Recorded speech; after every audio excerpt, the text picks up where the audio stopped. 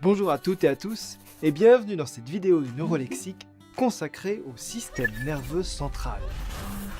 Sur le plan anatomique, le système nerveux central est constitué de deux éléments, l'encéphale et la moelle spinale, dont l'ensemble est aussi appelé névrax. En dehors de ce nom aux consonances de super vilain, pourquoi parle-t-on d'encéphale et pas de cerveau? En fait, l'encéphale est constitué de trois éléments. Le cerveau, c'est-à-dire les deux hémisphères cérébraux qui représentent la plus grande structure de l'encéphale. Puis le cervelet, qui se trouve sous le cerveau à l'arrière de l'encéphale. Et finalement, le tronc cérébral. La moelle spinale, quant à elle, est le prolongement de l'encéphale. C'est un cordon de tissu nerveux qui se développe à partir du tronc cérébral jusqu'à la région lombaire. D'une importance vitale, le système nerveux central est protégé par de l'os. Cet os recouvre l'encéphale au niveau de la boîte crânienne.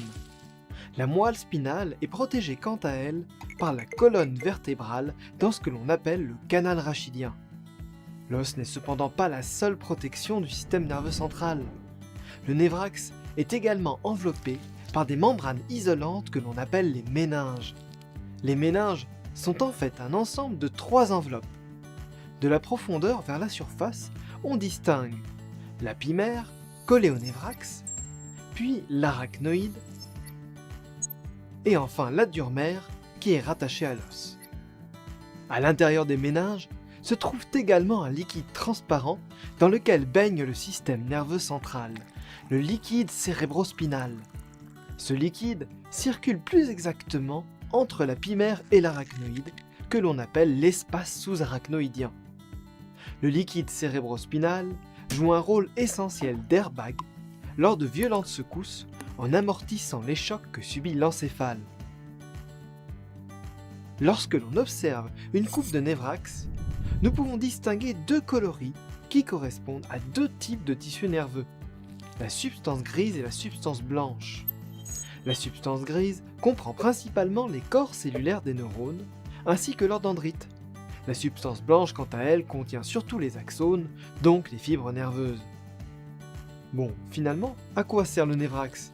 Alors non, le névrax ne vous donnera pas de super pouvoir.